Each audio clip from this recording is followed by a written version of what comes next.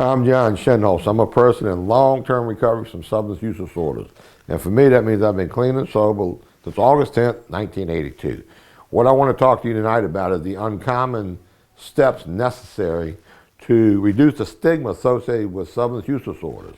And how are we going to do this? Well, first, let's think back about our culture we're living in today.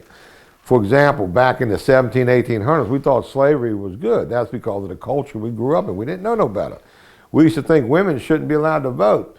That was the culture we live in. Today, our culture just wants to lock people up that addicts are bad, and they're not really bad people. They're sick people, and the way to help them is through recovery support services delivered by people in recovery.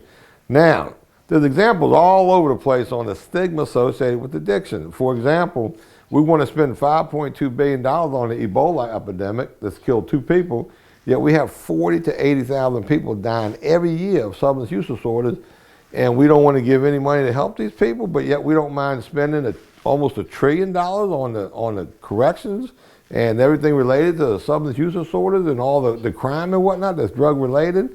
It just doesn't make sense. So we need to change our culture. First thing we got to get our culture to understand, we have to reduce the stigma associated with addiction. It's very important.